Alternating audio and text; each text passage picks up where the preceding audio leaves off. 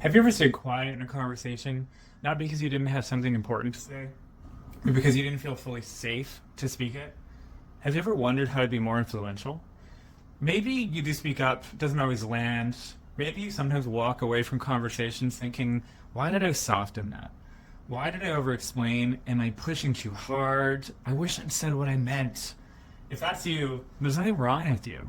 In fact, these skills may be used to protect you, but now they're getting in the way of what you really want.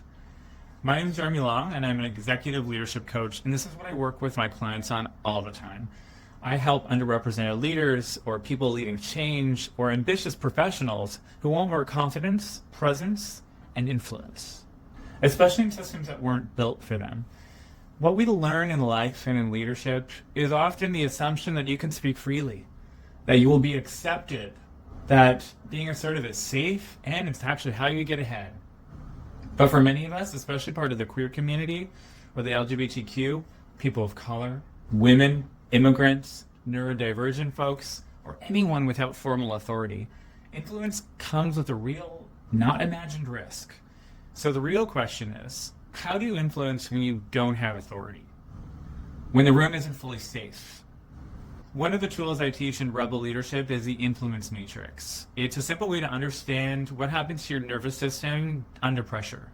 And there are 4 states. The first is that some of us are in this passive place where we kind of go quiet, where we disappear, we freeze, we lean back. Some of us are pleasers, we're over accommodating, supporters. Some of us are pushers, where we're really intense and come off as aggressive. But we need to move into persuasion. And we need to be more skillful. And these are not personality traits, they're skills you can develop. And here's the part that people never talk about. Your behavior isn't driven by confidence, it's actually driven by perceived risk. And the risk pulls you into behaviors like staying quiet, smoothing things over, pushing too hard, overthinking, replaying conversations in your head, downplaying ideas. It's not self-doubt, this is self-protection. But there's something you can do and lean into more authority. You can ask yourself one question. What's the real risk here? What could happen if I speak up and ask for what I want or say what I need or say what I think? And what's one small step you can take to become the person who does speak up and start practicing that? Here are some great examples. If you tend to go passive, one sentence of clarity is naming your experience, such as, I have a different idea. Let's try it this way. If you tend to please, you might set a boundary.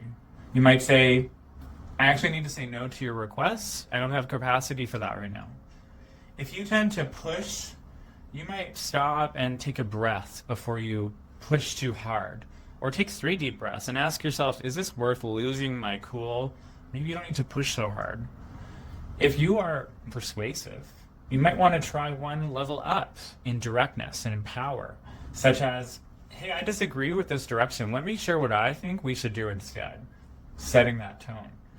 And here's a deeper layer, especially when you're influencing without authority. There's a skill I teach called strategic partnership. That might make sense to you, but it's how we influence across power, disagreement, difference, without shrinking or without steamrolling people. It's the sweet spot where we're calm, clear, collaborative, not people-pleasing, and where influence becomes influence. And here's the truth. You can learn self-awareness and frameworks from a video like this one. You can't build influence muscles, though, without practice. You can't learn to hold ground in real conversations without someone guiding you and helping you. You're master strategic partnership.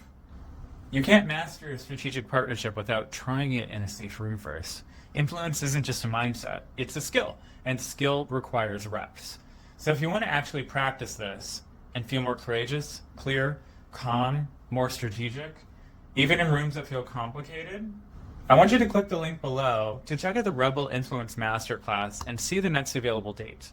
It's time for you to really see what you're capable of and get more of what you want in career and in life. I also would love it if you could subscribe and tap into more identity-aware, trauma-informed, real-life leadership tools. Remember, you're not too much, you're not enough, you're just under-supported, and there's an opportunity to learn some skills. We're going to change this for you. Thank you for tuning in. I'll see you soon.